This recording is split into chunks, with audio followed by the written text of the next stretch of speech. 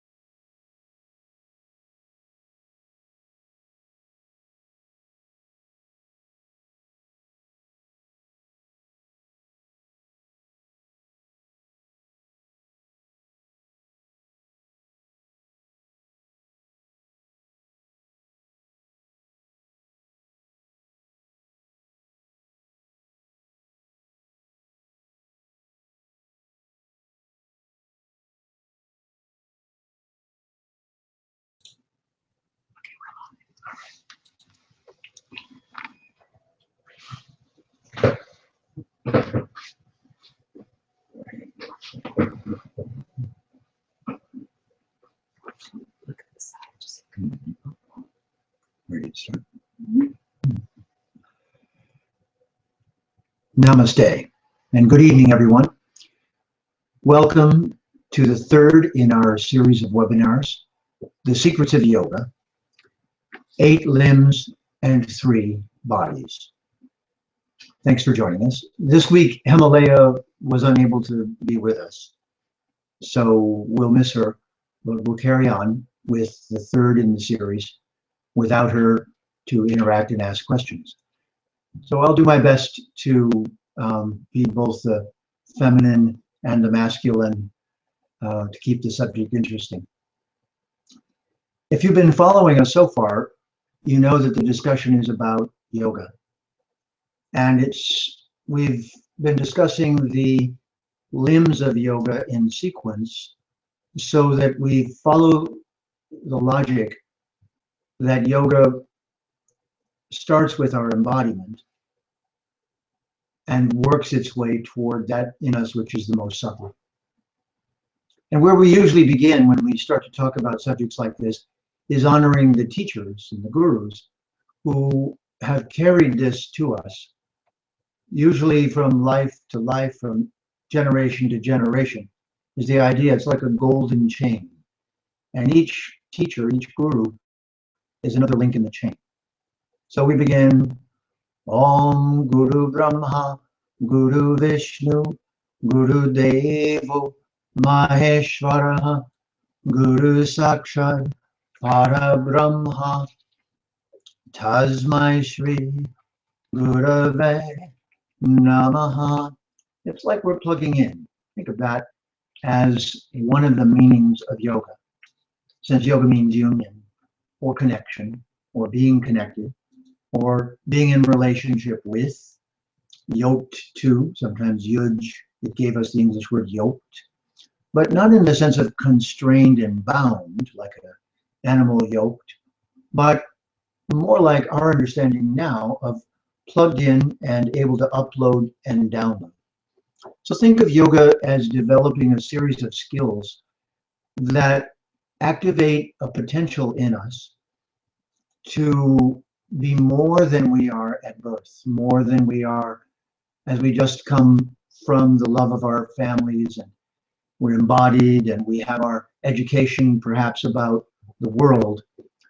Think of yoga as the next step in your education, and it teaches us how to be correctly embodied, and how to become independent in the body that we're in.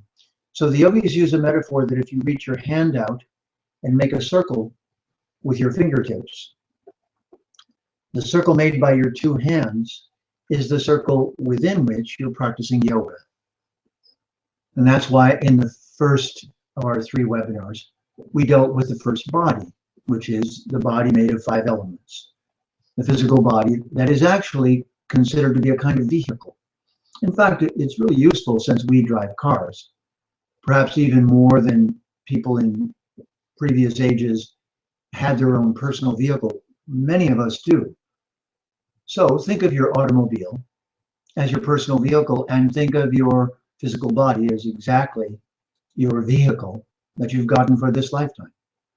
If you know about the body types a little, you'll know its make, its model, its operating characteristics are all about that, about how it's made, and therefore it's made to be used a certain way, to have certain characteristics.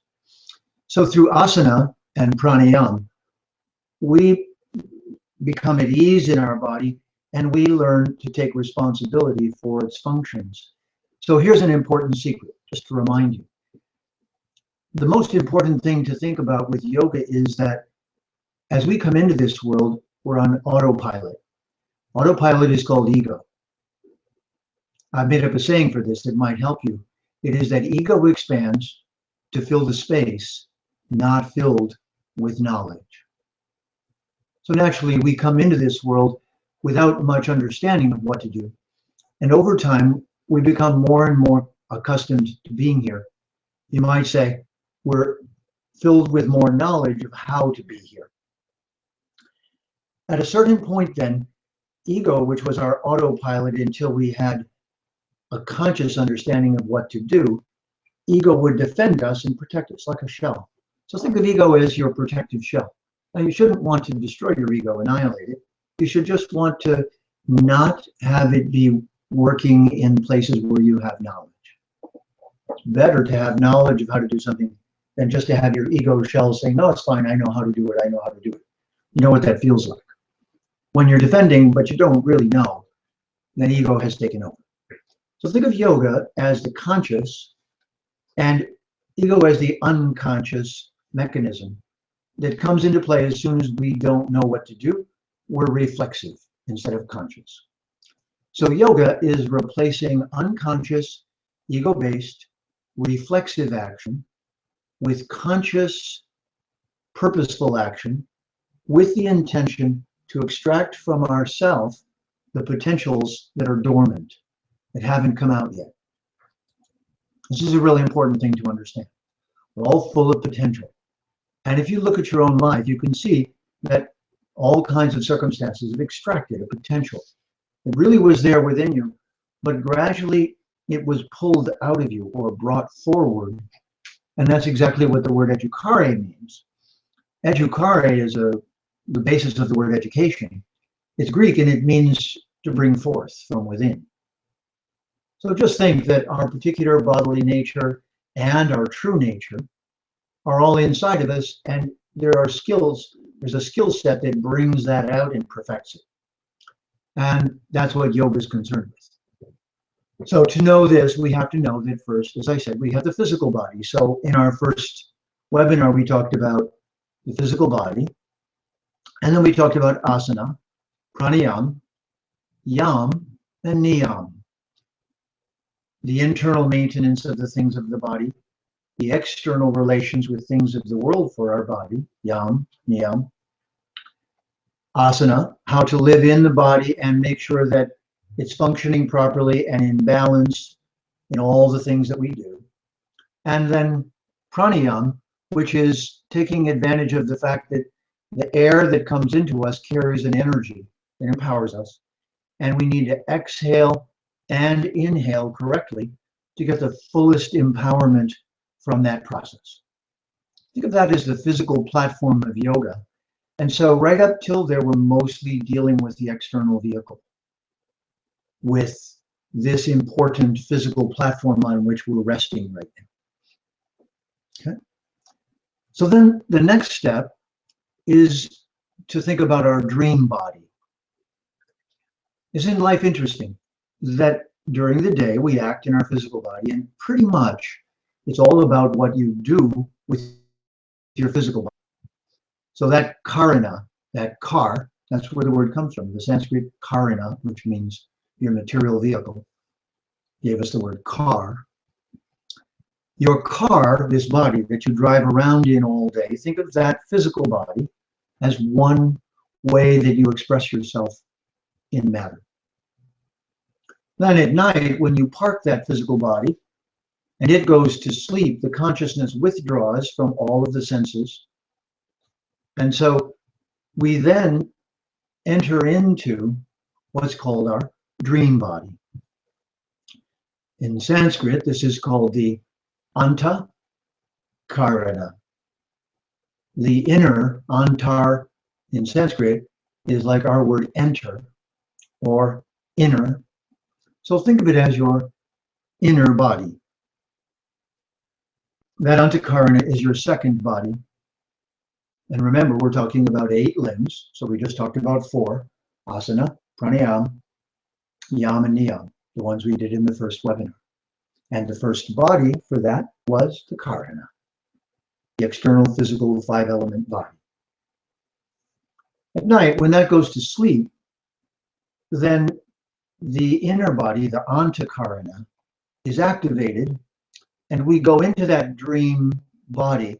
And isn't it interesting how many things we can do in that state?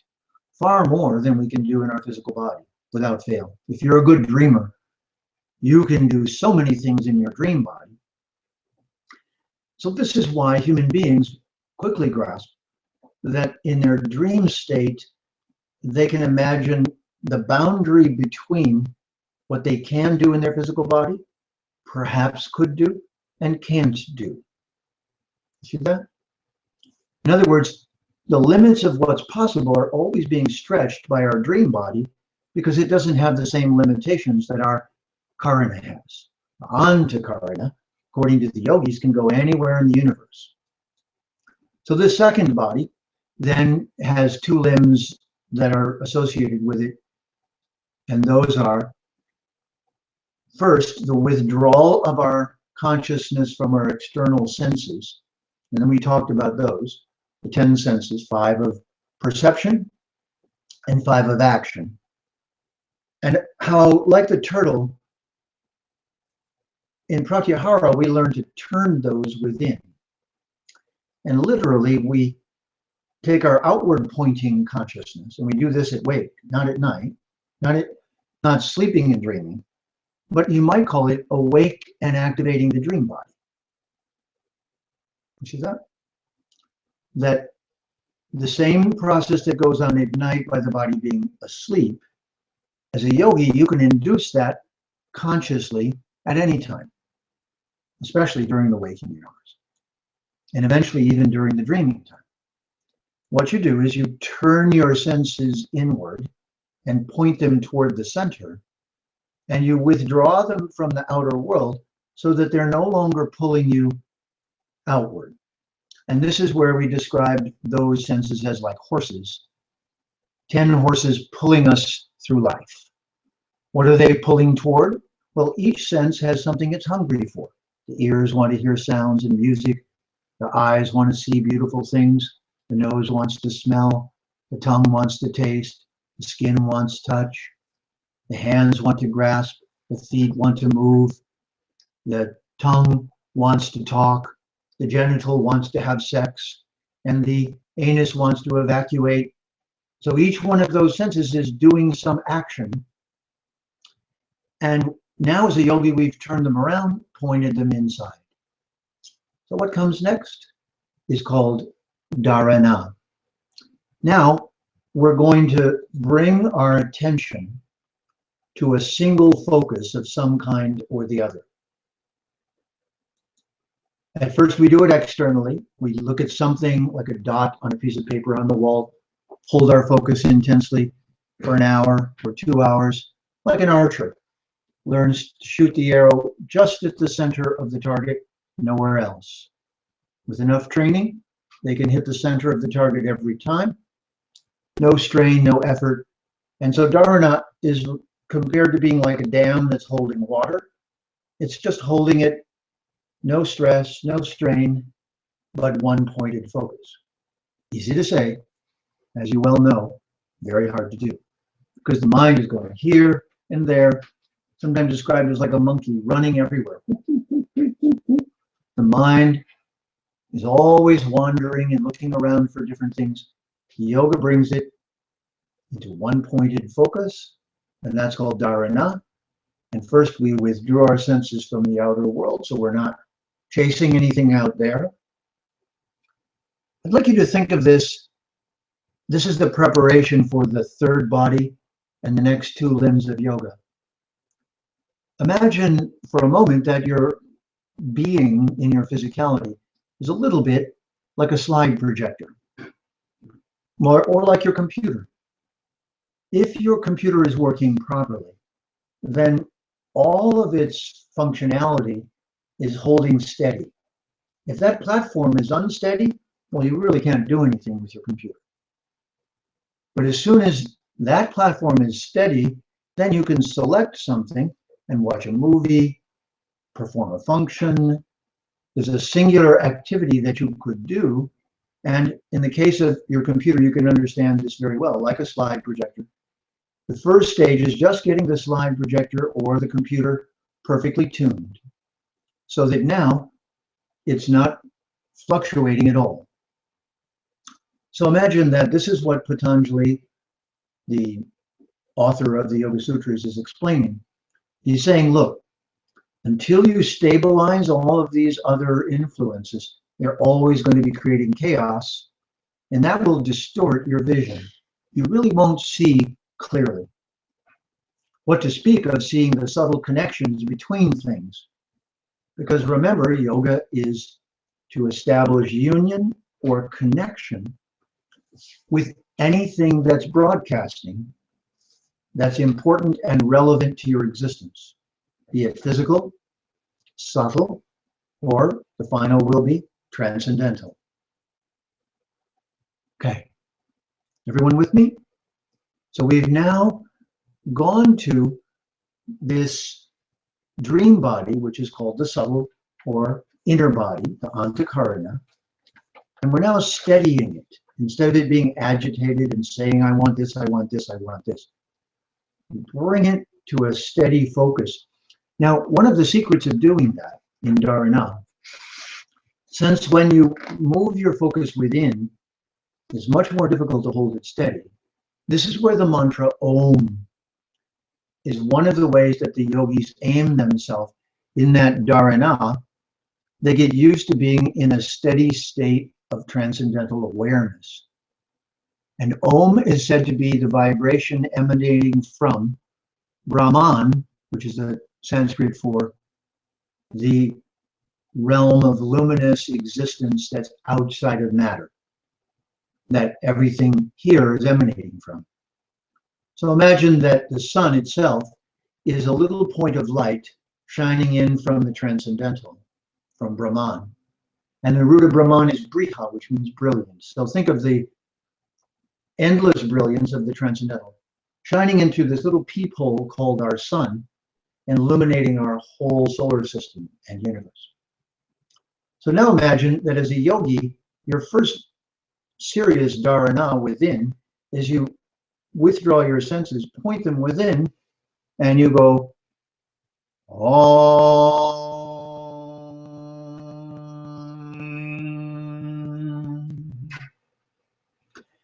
And as if you were gazing at a light or a candle, you're now holding a focus.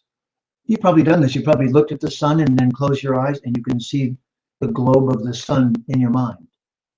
So at that stage of dharana, you're just like the slide projector.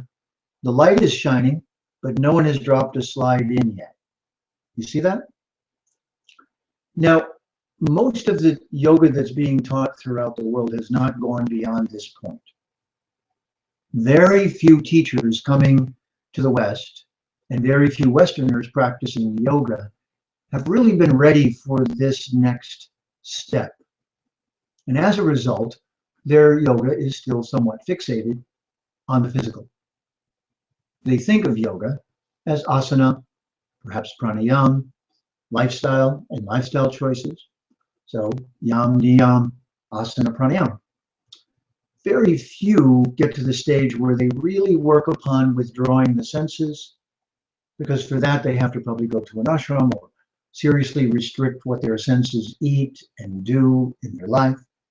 You know, a lot of yoga retreats, they do yoga during the day and drink margaritas at night. The yogis call that lighting the fire and then pouring water on it. You start the process, but then you don't support it 24 hours a day. When you become really serious about your yoga, your whole lifestyle supports it. And then the one-pointedness and withdrawal of your senses, it isn't that you don't do things in the world. It's that you've decided what things you do in the world, what you eat, what you interact with, what, as far as possible, what you carry around inside of you as imagery, as emotions. Be very meticulous about removing emotions from your circle that you don't want in there. Ideas and thoughts that you really aren't wanting to entertain that have come in from advertising, work, adverse environments, people you didn't really want to associate with. So imagine the way you are with your clothing when you come home in your shoes. If you're conscious, you don't go to bed with your shoes on and your clothing that you wore at work during the day. You might not even put it in your closet. You might take it right to the laundry room with the shoes by the door. Why? Because you're being particular about your inner circle. So think of yoga as being very particular about that circle that's around you. And at that point, when you reach a certain point of clarity, you're now ready for the third body and the last two limbs of yoga. We're up to 6 when we get to Dharana. Asana, pranayama, yam, niyam, pratyahara, withdrawing the senses.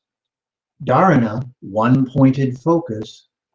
Now we're ready to encounter the third body and the last 2 limbs of yoga. Ready? All right. Now for the secrets that we've been leading up to. So the third body is the actual true you, which, like that dot of light that's the sun in the sky, is from the transcendental and is visiting the material world of matter, which is dark by its nature. So think of your nature, your Atma's true nature, as luminous. So think of your third body as the luminous body, as the body of light, as the body of consciousness that is you. You don't have an Atma, you are an Atma. You have an Antakarana and a Karana. Just like you own a car, you own a house. The house is not you, the car is not you.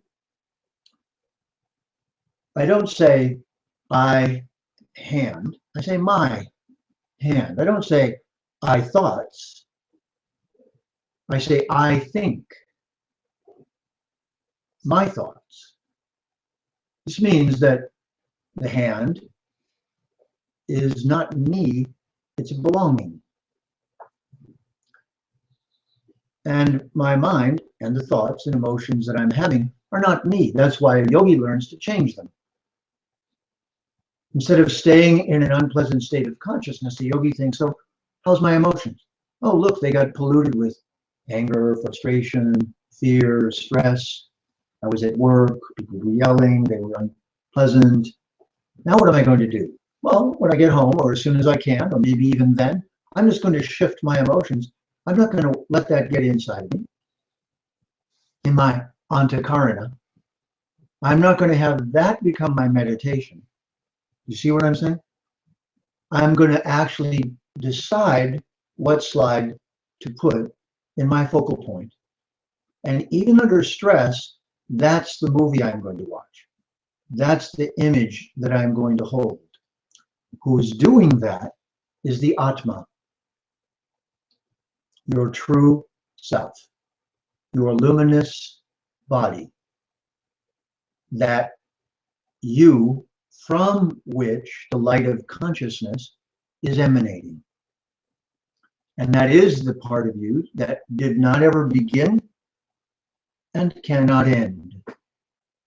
That's the self-definition that everyone should know. When you think you come from matter, that's called ahamkara, or the ego that thinks I come from matter. It's a matter of where you think you come from and what you are. When you realize, as the yogis teach, that you are actually the Atma, then like a little sun, you're shining consciousness into your subtle body, into your physical body, and out into the world. You're purposely shining self and reaching out with your own consciousness to connect with the experiences, people, and things around you. In yoga, we're going to do something very interesting.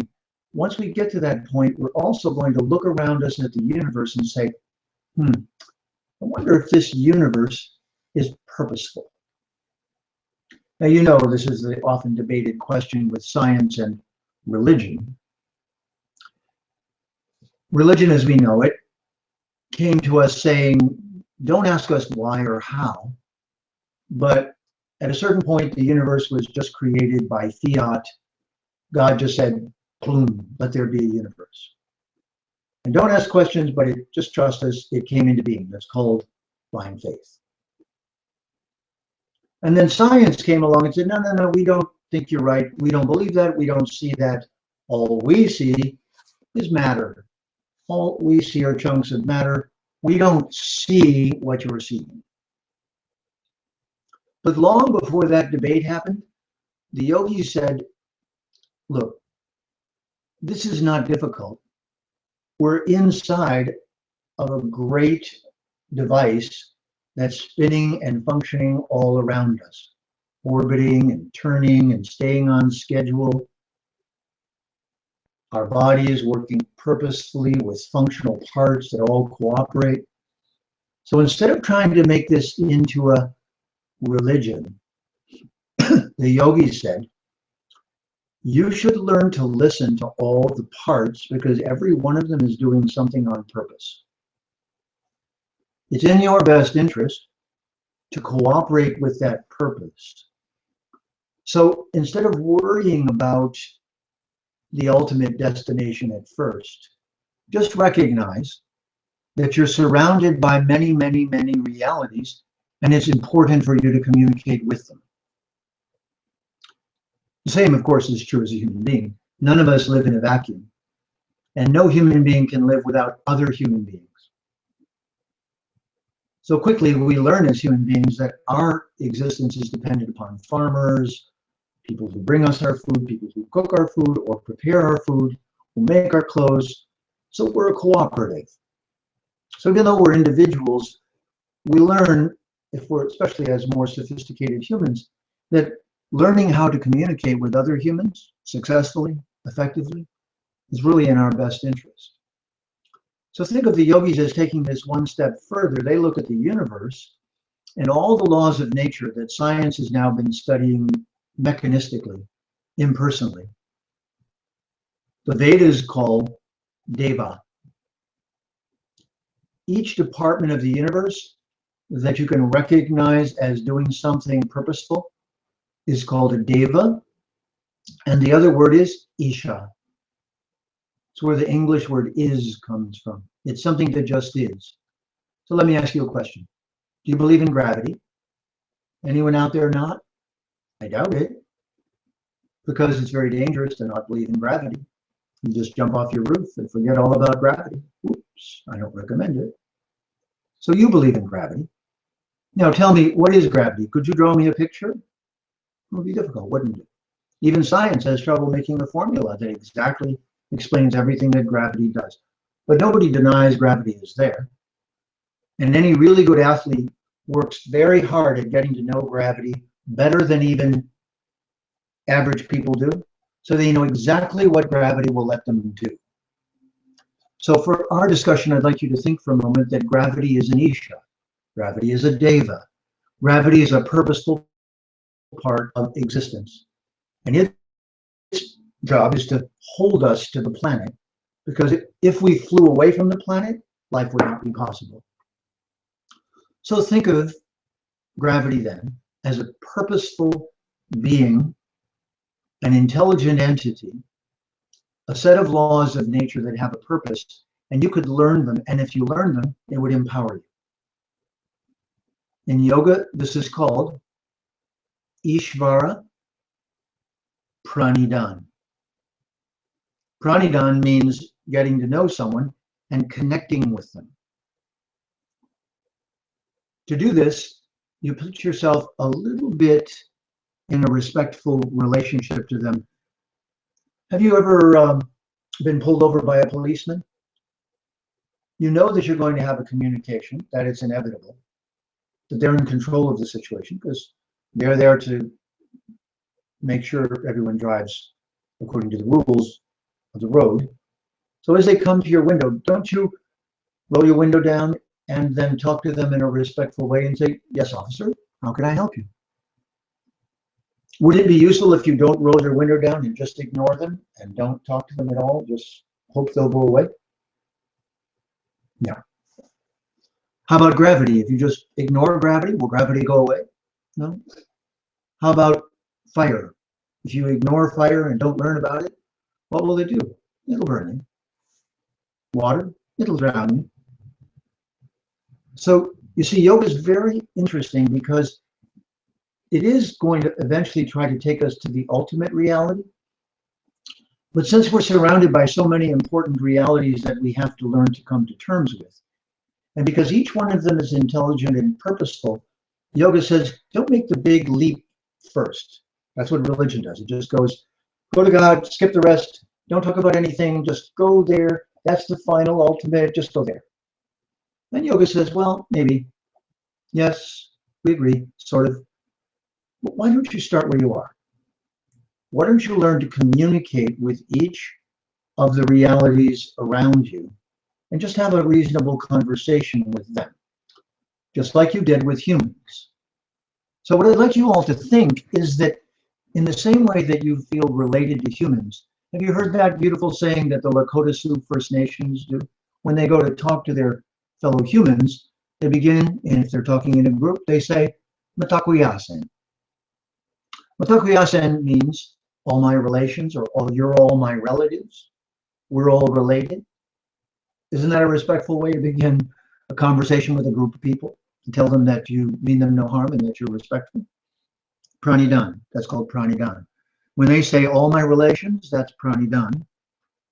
And Ishvara Pranidhan is when you talk to some aspect of nature and you hold a steady focus on it. So now you're going to use Dharana, and you're going to use Dharana to just focus.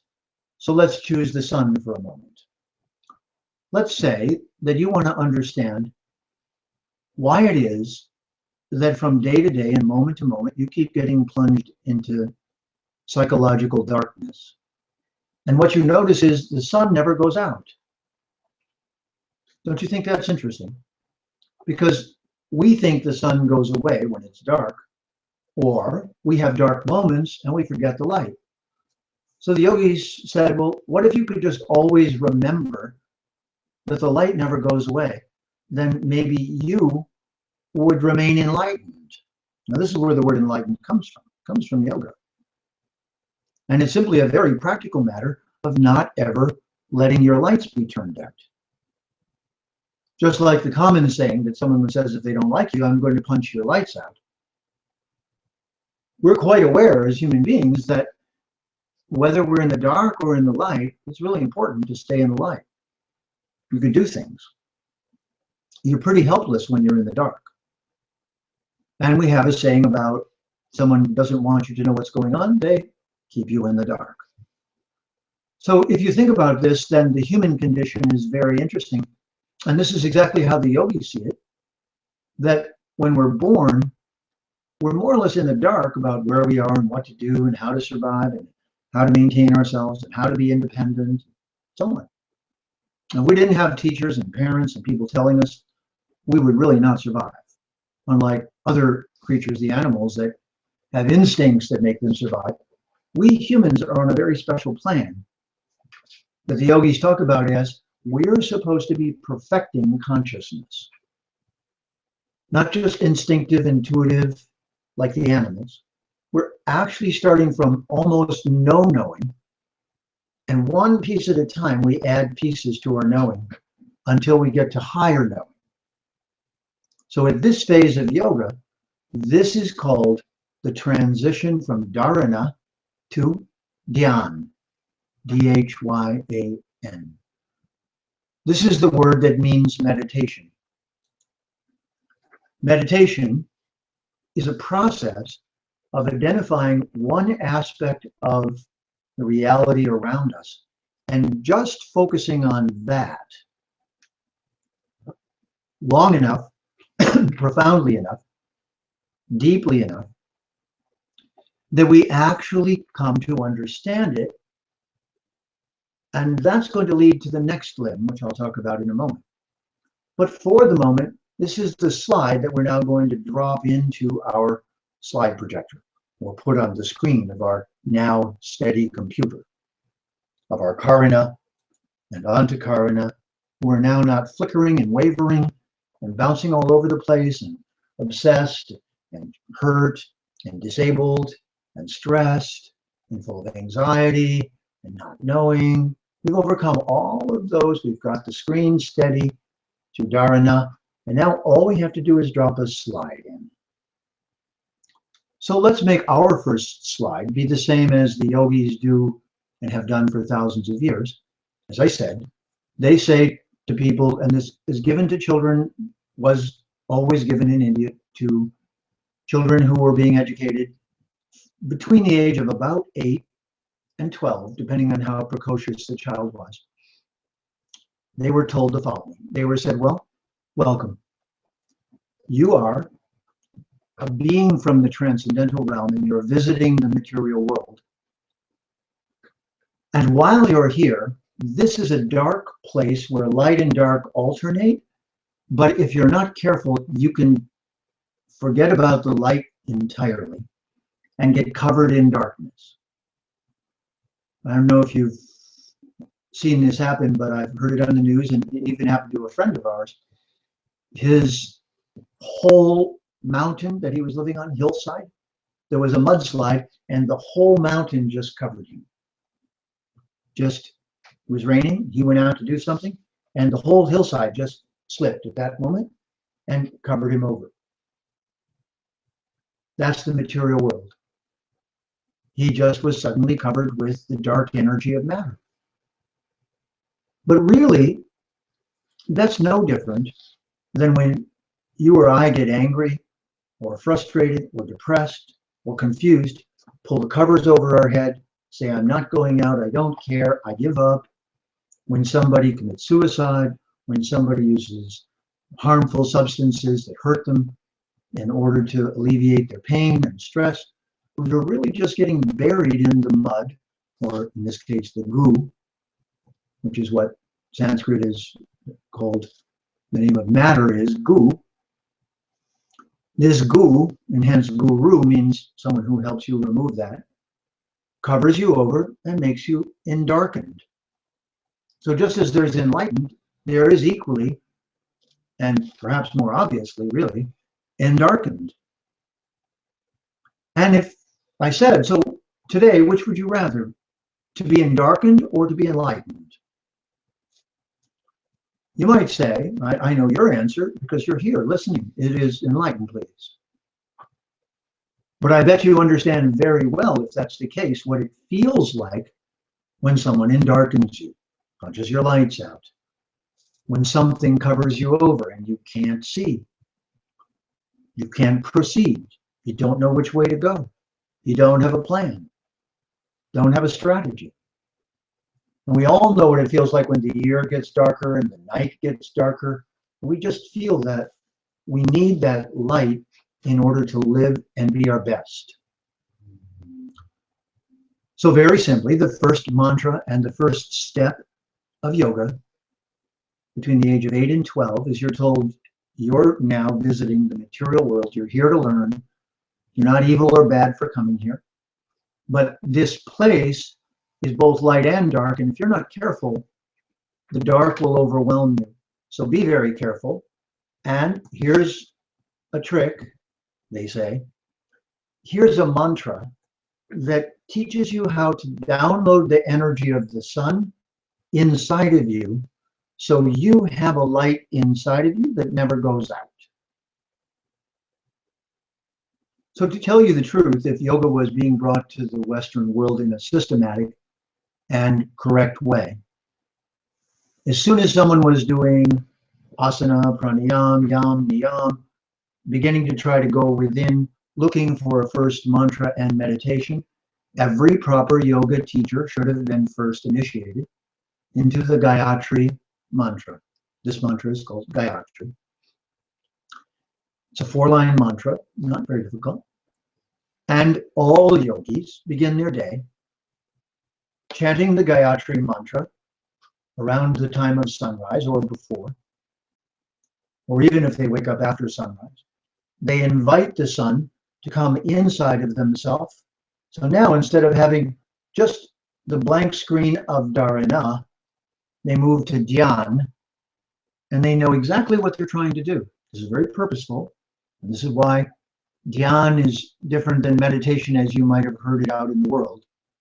Dhyana says you have to know who you're addressing, why you're talking to them, what their mantra is, how to chant it correctly, what is your intention, why are you approaching them, what is your goal, what do you want to get out of this meditation, what is your purpose. I don't mean get like I want to get money. I mean, what perfection in yourself are you trying to achieve through this meditation? In other words, what potential are you trying to extract from your possibility? At this moment, I want to just tell you a little story about Patanjali, the author of the Yoga Sutras. Supposedly, his mother was very poor, and she wanted a son who would be very wonderful, and she chanted a mantra to Vishnu, who's known as the maintainer of everything. How should you think about that? Well, just think, whenever somebody does something, any human being does something that keeps balance in life, restores order, and is good for everyone, in that moment, they were being a channel for the energy of Vishnu. And that there's a divine being who's always maintaining that balance in the universe. And you can decide for a moment or for a longer period of time to be connected to that being. So she knew this, and she said, "Oh, Vishnu, please send me someone who is serving you to be my son." And this gesture I'm making is called Anjali. Usually you put flowers in your hands and you hold them out as an offering when you're chanting your mantra. So she said, "Oh Vishnu, Om Shri Vishnu, Om," and she held flowers in her hands, Anjali. And then a divine being fell from the sky into her hands, and it was a baby who, when he landed in her hands, didn't have legs, but had the body of a snake underneath from the waist down, and hands, and an upper body as a human. And then it became a baby that looked like an ordinary baby. The story is trying to tell us something. Because Vishnu lies on a couch, you might have seen a picture of Vishnu, and the couch is a serpent with 1,000 different heads. And they're all raised up like a cobra with its hoods up. And there's 1,000 of them, and Vishnu's lying on the couch of this Ananta, it's called. Ananta means unlimited possibility. And 1,000 is the number. Beyond 1,000, it goes million, 10,000, a million, a trillion, a billion, and so on. But at 1,000, we can still count it So what if I said to you that inside of each one of us, there's 1,000 different departments that you could perfect? Don't we see this now a lot on the internet when you see these shows that go from city to city looking for star-based material, people who are really great at something? X Factor and all these different shows. And now they're in countries around the world. Isn't it interesting? Because we think it's really interesting to see a human being who doesn't look very extraordinary on the outside, who suddenly stands up and does some extraordinary thing that theoretically we could also do. But really, if you and I got up there and tried it, we would look fairly foolish trying the same thing, because we don't have that. We haven't learned to extract that ability from us. But really, technically, if they can do it, so could we, if we were trained. So yoga says we have these 1,000 potentials in us. And the purpose of yoga is to bring them out, to perfect them, and then to use them in service of the good of all. So this serpent is holding Vishnu up. So if you try to develop yogic abilities and perfect yourself, you should be very purposeful that whatever powers you get, you don't want to use them selfishly just for you. You want to use them for the good of all beings. Before people are taught to meditate, they're taught these things so that they meditate with the just right attitude. Because if you're approaching great beings who have a power that you'd like to have, you have to be very careful not to approach them for selfish and perhaps dangerous reasons. Like the sorcerer's apprentice, you might not want to hurt people, but you could accidentally if you were given too much power. If you had nuclear weapons right now, you might push the wrong button and blow up the whole country. You wouldn't even know. So yoga develops us, and it's actually trying to develop us in a more perfect form, and that's going to change your game. It's going to move you to another level. Understand this? Now back to the sun and the Gayatri mantra.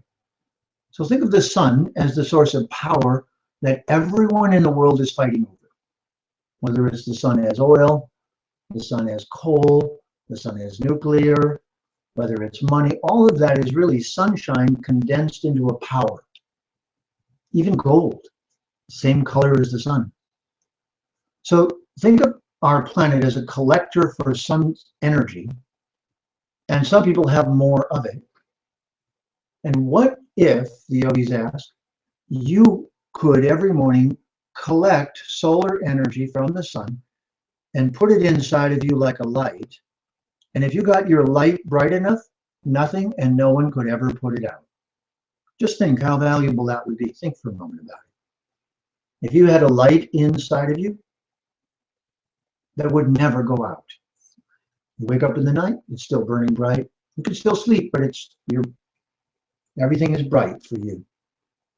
And always you're clear, and always you can be focused, and always you're joyful and bright. All those great feelings that the sun gives us. Plus you can be intense and direct. All the energies that the sun has that you can harness. What if you had those inside of you? What if all you have to do is meditate on the sun correctly until the sun and its essence downloads inside of you, and now you have a place inside of you in your heart that's just like that, where you collect that energy, and now you radiate it out into the world always, under all circumstances. In every situation, you are never depressed, you're never darkened, your light is not put out. Do you see how valuable that would be? If you did that, then that state would be the next stage of yoga, the 8th limb. If you did the Dhyana correctly, the meditation, then you would get siddhi. The siddhi would be preceded by something, siddhi means perfection, preceded by the last limb, which is called samadhi. Samadhi means to become the same as. This is the point.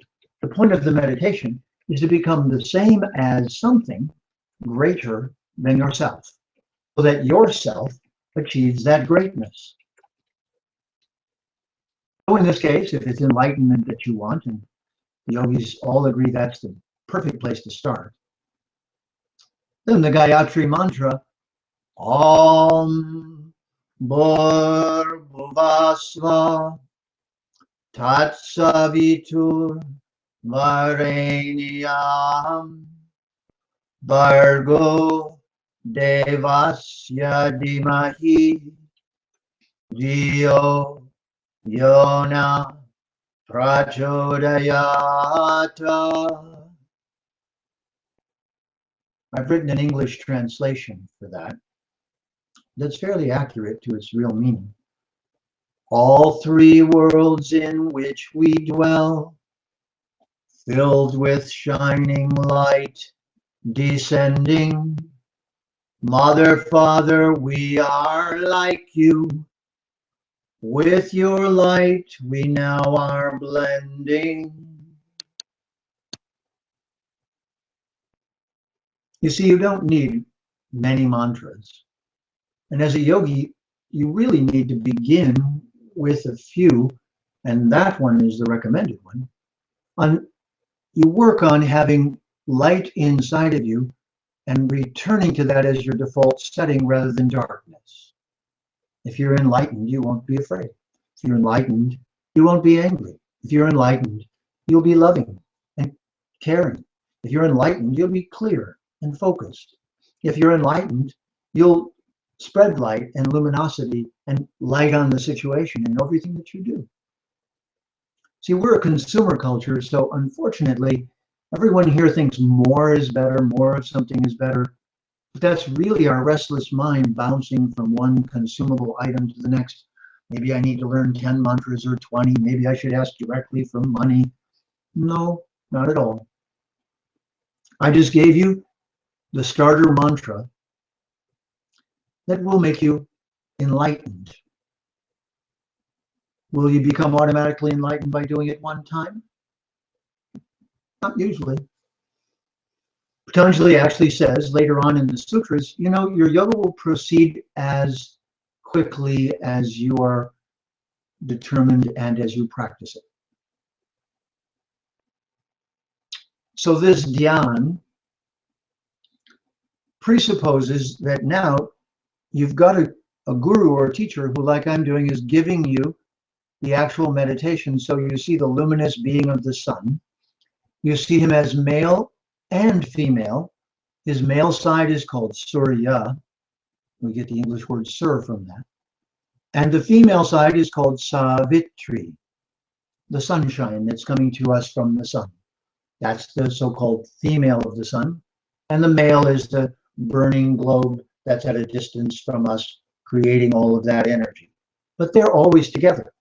They never divorce, this couple, this male and female divinity who are acting as the great light in our sky, giving everyone we know light and energy and life. Om Bhur-Bhuvasva Tatsavitur Vareniyam Bhargo Devasya Dhimahi Dhiyo Yona Prachodayata. All three worlds in which we dwell, filled with shining light, descending. Mother, Father, we are like you. With your light, we now are blending. In other words, since we're from the transcendental, and our original nature as an Atma is luminous and bright, we're trying to associate with Surya and Savitri until the light in us cannot be put out. The poet William Blake wrote a poem in which he said a beautiful thing. He said, if the sun and moon should doubt, they would immediately go out. Isn't that beautiful?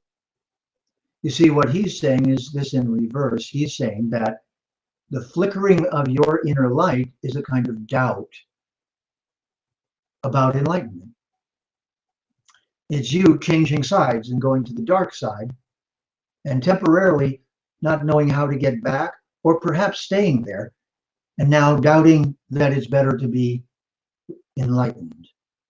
So what do you think? Which is better, enlightened or darkened? Have you made up your mind? If you have, then what do you do each morning to make sure that that's the way you are all day?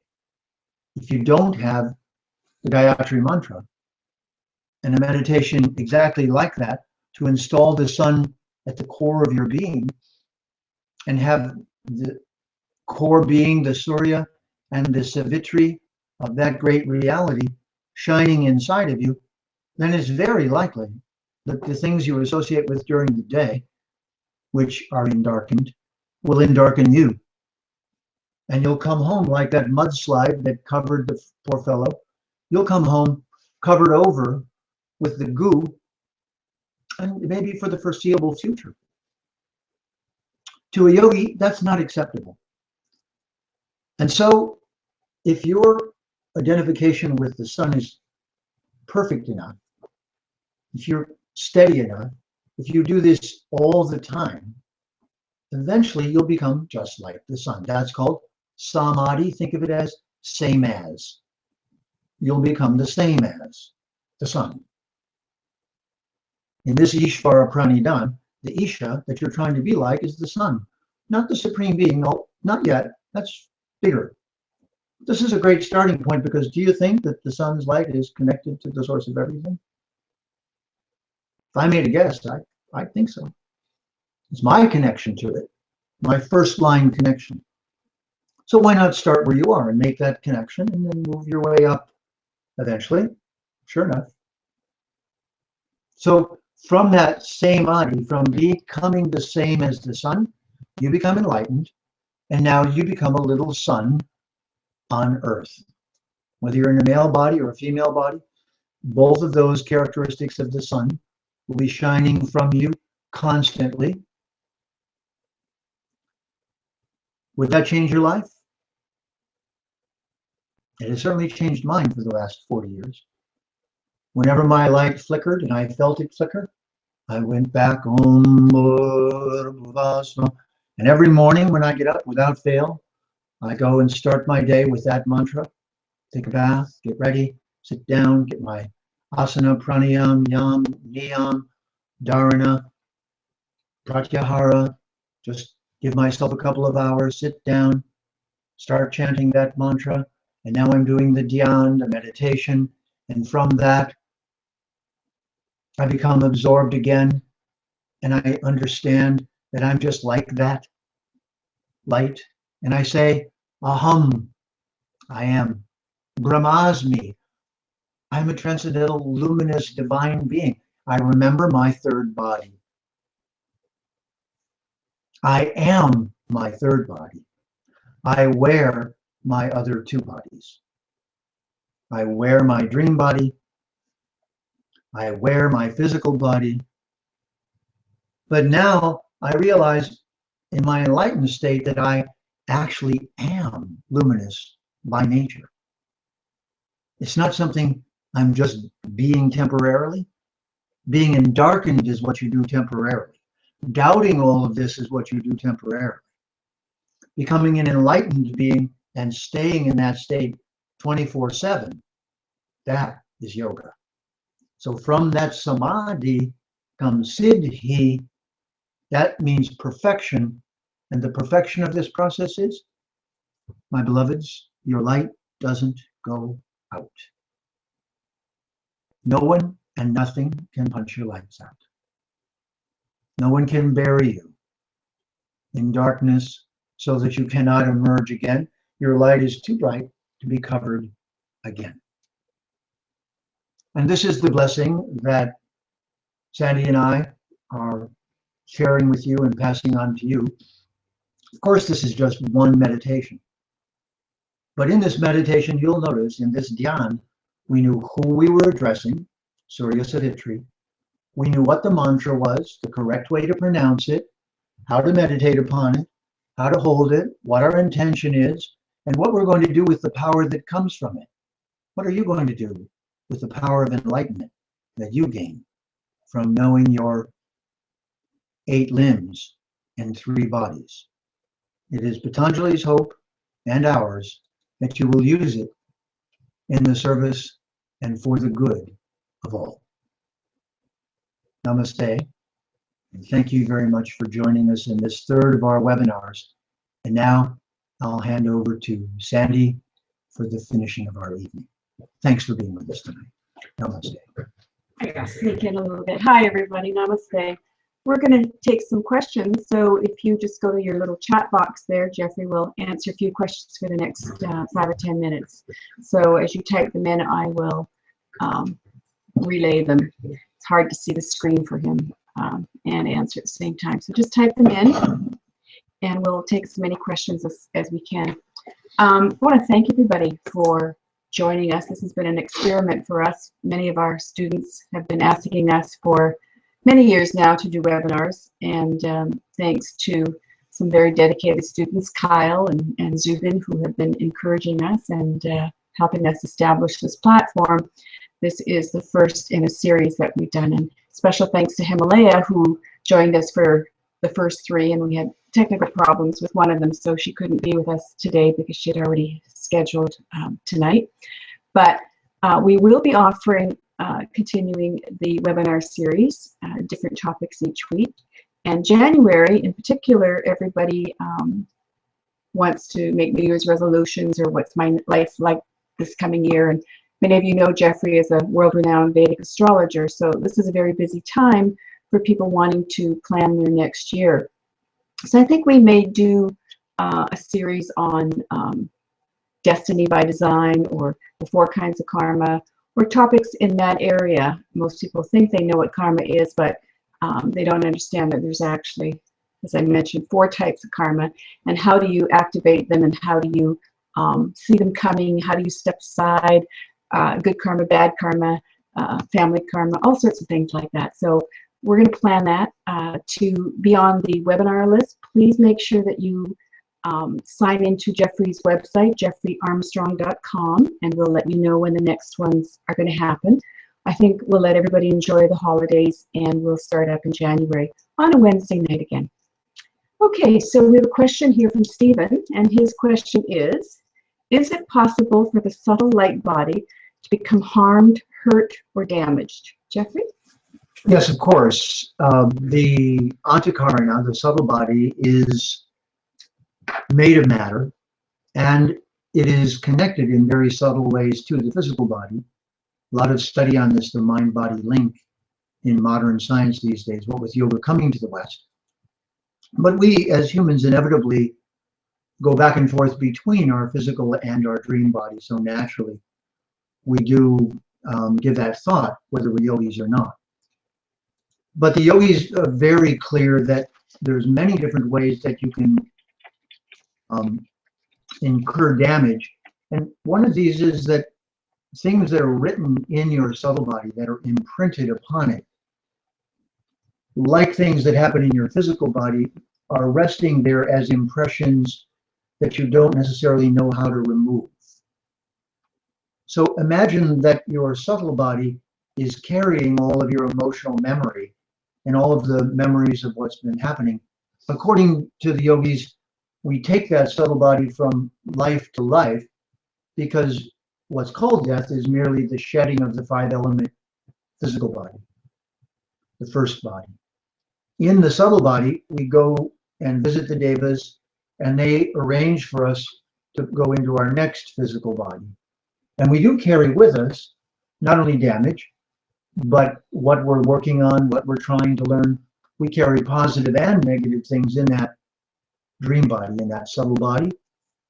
Think of yoga as one of the most scientific and effective therapies to work on cleansing and cleaning things off of that subtle body.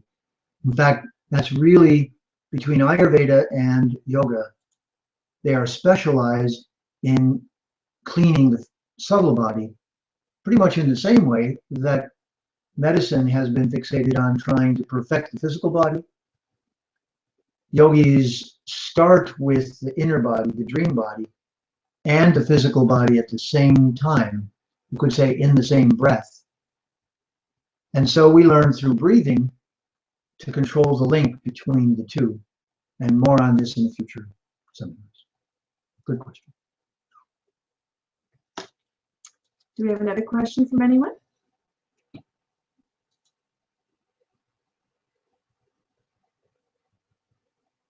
I know it takes a minute to type. Thanks, everybody, for your patience.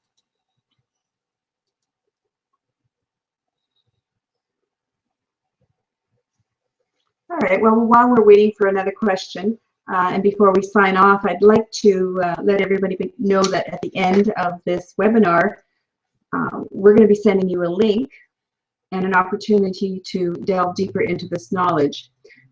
Each one of you are going to receive a special link to 2 of Jeffrey's best-selling courses. The first one is called The 8 Limbs of Yoga.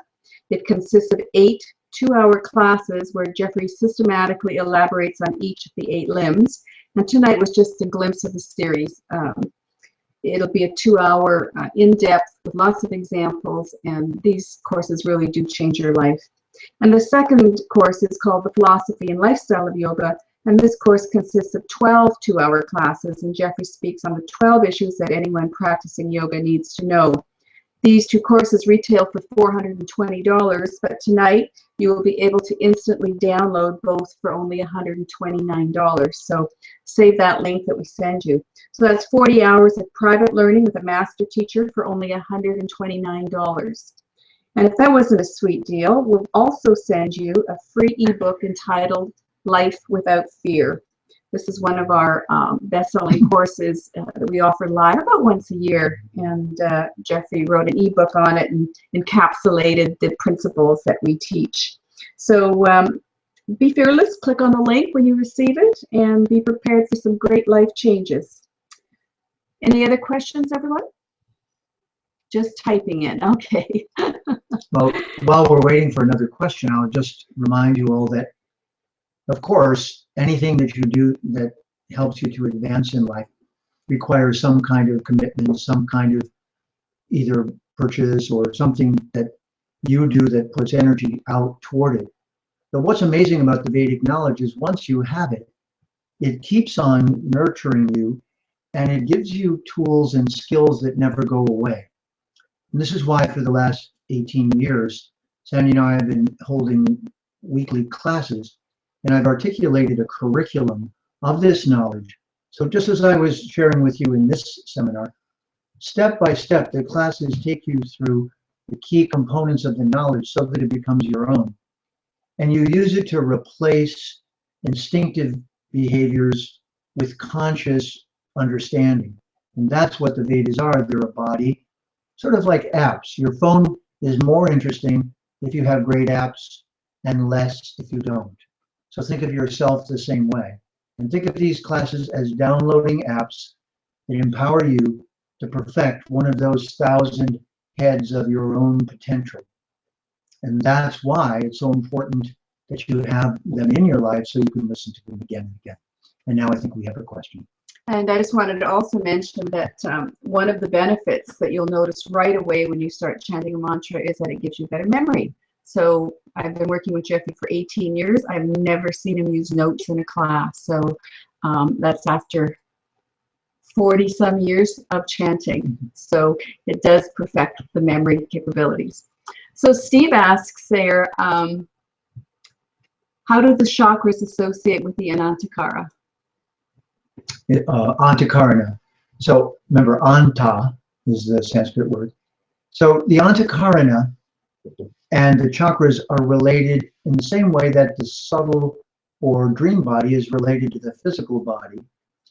They're related by the energy body. In Sanskrit, there is a name for the layers of matter that are on top of our consciousness. Sometimes it's said, as I've explained to you, that there are 3 bodies.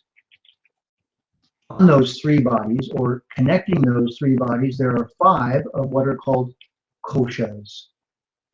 Koshas are layers of energy. The first of those koshas is called the Annamaya kosha. It's the food that we eat, making the five-element body from the outside through the substance that it needs. The second kosha is called Pranamaya kosha. And this is one the Western world didn't know about until the knowledge of the East started coming here. This is what acupuncturists use when they put needles in or do various forms of acupuncture, which came from Ayurveda. And this is the body we activate by breathing and by the various forms of electrical and cosmic energy that flow into us. This pranamaya kosha is called the energy body. The energy body is between the next kosha, which is called manamaya kosha, and the manamaya kosha is part of the antakarana, the dream body. So with the koshas, we have the physical five-element food body. We have an energy body that's called the prana coating or covering.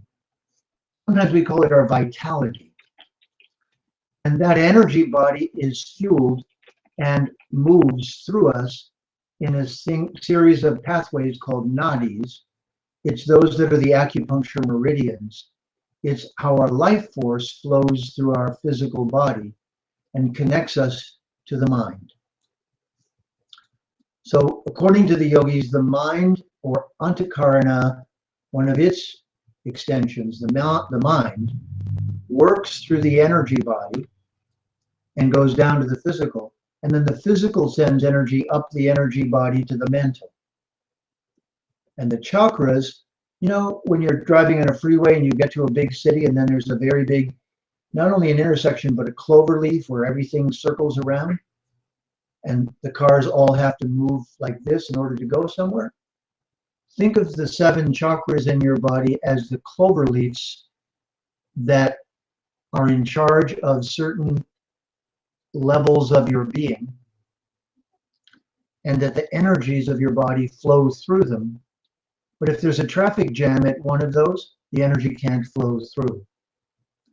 The traffic jam could be caused by fear, trauma, disablement, physical problems, emotional problems, parenting, previous life issues. It's this etheric or prana body that yoga starts working with through asana and pranayama. So the chakras are part of the transfer system that moves energy through our body and up the levels of our being. So that prana body, pranic sheath, kosha, is the intermediary between physical matter and the subtle antakarana body is the energy body. So think of that as flowing through the chakras. Great question. All right, so we have 2 questions here that are somewhat related, so I'm going to sort of read them together. Steve asks, what would you consider the most effective way to cleanse the subtle body? And Chitra has a comment to make, a little bit of a statement about his aunt who cultivated great powers of detachment through a lifetime of suffering and tapasya, but she suffered a catastrophic stroke and underwent a complete personality transformation. She lost all her forbearance. So the state of the physical body is integral to maintaining the gains of the subtle body. Do you agree? Mm-hmm. And say Stevens again. What are the best ways to cleanse the subtle body? Cleanse the subtle body. Remember, the subtle body is different than remember the bodies, the 3 bodies we learned about, the physical, the dream, and the consciousness body, the luminous body, your Atma. Those 3 are interconnected by these 5 sheaths. Think of the 5 sheaths as almost like the tissue layers of your body. You have muscle and fat and skin and nerve and so on, and blood. So there are different methodologies to untangle any blockages and knots that develop. Some of the methods begin with the energy body through energy techniques. This is what the Taoists do as Qigong and what yogis do through pranayama and other exercises, because sometimes there's not enough vitality to make the change. And unless you increase the vitality, it's difficult to implement the change. But sometimes the person can't do that. So sometimes you instigate it with a physical change from the 5-element level. Ayurveda does a great deal of that. They make changes in the matter which filter upward through the energy body to the subtle body. And sometimes you can't gain access to the physical from the bottom or from the energy fast enough. So sometimes you start with the dream body. Psychotherapy, talking forms of therapy, try to do that. But talking about the past, yogis find, is not really as effective as just inducing a change.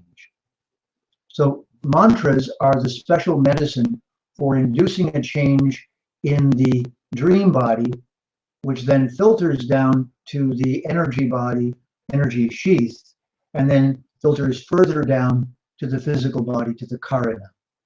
So one of the great secrets of yoga truly is mantra practice and the powerful effects of sound vibration. In the case of your aunt, you know, many people who haven't been introduced to yogic technology think of them as bent out of shape. It's a term that we use. The Chinese have a saying that a tree that is crooked is thinking, I'm straight, that this is normal. So most of the people we know who haven't had the benefit of yoga are bent out of shape in various ways, and so they adapt by some behavior that they do to the extreme, and this usually causes another imbalance in some part of their being. Think about heart disease, the biggest problem for modern people right now. Doesn't it make sense that in a world where emotion is very difficult and challenging, and where there's a lot of big traumas in the world, the heart would close down and find it difficult to operate? To be open-hearted in a hard, cruel world is very difficult. So we literally not only have hardening of the arteries, we have hardening of the heart. So imagine that to change that, you have to somehow make a heart surgery that doesn't cut the heart open, but that it changes the flow of energies through the heart. Yoga knows how to do that and have literally open heart surgery without having to use the scalpel before you have to use the scalpel. So no doubt your aunt would have greatly benefited, but she would have had to agree to take the medicine. So the interesting thing about yoga is you have to agree to take the medicine, and then it is a medicine. So you should learn it from a genuine teacher, guru, so that you learn it authentically, so that you practice it as it's been used as a healing practice for thousands and thousands of years. I wish I could have met your aunt when she was flexible enough to have used this as an alternative to those adaptive strategies that she developed. Who knows what her life would have been like? And the same is for all of us. Who knows what our life would have been like unless this knowledge came into it? So I hope that this knowledge is a blessing for you and you don't have to go to such extremes to learn. And Jeffrey, on that note, everyone's physical body diminishes at the end of their life. So maybe you might want to mention about Sukriti, because a lot of yogis are doing their practices, but the body fails at the end of life. What is the, maybe you could explain that process a little bit. Yeah, that's a good point, Sandy. And there's another thing that's related to that. So let me draw something to your attention if you haven't seen it. Look on the internet for pictures of Taoist sages. You'll see them having elongated heads. They almost look like aliens, are depicted sometimes with this kind of bald, elongated head. The Taoists articulated it this way. They said that the older you get, the more you, and if you become enlightened, the more you have a fetus growing inside your brain instead of your womb. As the physical body shrinks, it becomes less interesting. The secret is that if you can keep this part still functioning, if you know the secret of keeping your brain alive and flourishing, then even if you're 90 or 100, this is still working better than ever. If there was a single part of your body aside from the heart that you wanted to flourish as you got older, it would be the brain. And so yoga is exactly aimed at teaching the brain how to flourish in the last 30 or 40 years of our life and prevent all of these conditions like Alzheimer's and all the deteriorations that we see from happening. Now, Sandy's point is very important also, and it's mentioned in the 6th chapter of the Bhagavad Gita. Arjuna says, well, Krishna, what if I fail at my yoga? What if I fail? So it's similar to saying what happened to my body fails, what happens to my progress in one lifetime. Is it like karma? If you get money, karma is like this. You get money, and now you have $1 million. Then you spend your money, and now you're poor. Maybe now you're in poverty. Then you get money, and now you're rich, and you spend money, and now you're poor. So karma is rich, poor, happy, unhappy, full, empty. And it's always fluctuating back and forth like that according to what we do and then the results of what we did. But there's a third action, and that is our intention to behave as the Atma and to do yoga and other transcendental activities. That produces a particular kind of result that, according to the yogis, never goes away, and it's called sukriti. So if you will, imagine that for doing the right thing in the material world, you get a white pebble. And for doing the wrong thing in the material world, you get a black pebble. Not as punishment, just because if you do it the right way, you get a white pebble because there are laws of nature. So you get an attaboy. Good, great, you did it right. And if somebody goes, yay, so you get yay if you do it right and boo if you do it wrong. So material life is yay, boo, yay, boo, yay, boo. You can feel it. Today I got a bunch of yays. Yesterday I got some boos. But sukriti, think of it as a gold pebble. There's a place inside of you where your gold pebbles just keep adding up and adding up and adding up. And the jar gets more and more and more and more full from life to life. And Chitra, I think this is what you were trying to allude to, is that your aunt meditated a lot. So this is the sukriti that she was building up. This part that you don't lose, these pebbles of transcendental progress, which we accumulate from life to life. And finally, they lead to what the yogis call moksha. It means your inner self is so available now that you don't forget. And each successive body, even if that body breaks down, you don't lose that progress. So your next body is more enlightened and more enlightened. And this is why in India is quite well recognized. Many times someone will be 5 years old and their parents take them out for a walk and they see some yogis and they just go there and they say to their parents, this is where I want to stay, at 5 years old. And some of them are very well documented. One became a guru and lived until he was 107. And he took sannyas, renounced the material world at 16, and lived his whole life that way as a guru and teacher. And he started out at 5, and that was all he wanted to do. He had a lot of sukriti, a lot of pebbles in the jar, and at that point, he was graduating. He was finished with, there was nothing he wanted from the material world. So according to yoga, over many lifetimes, that gradually happens, and the scorekeeper doesn't lose track, even if we seem to. So don't worry. All right, everybody. Thank you so much. Namaste. Jeffrey, thank you very much for a great class. Thank you, Thank you for Sandy. joining us, everyone. We'll see you in January. Let's stay in touch, and thank you again for joining us. Thanks, Kyle. I know you're on there. Thanks Yes, for your we'd like help. to thank Kyle Pearson because he's behind all the technology that's working in this, and that's a great service to make this possible. Thank you.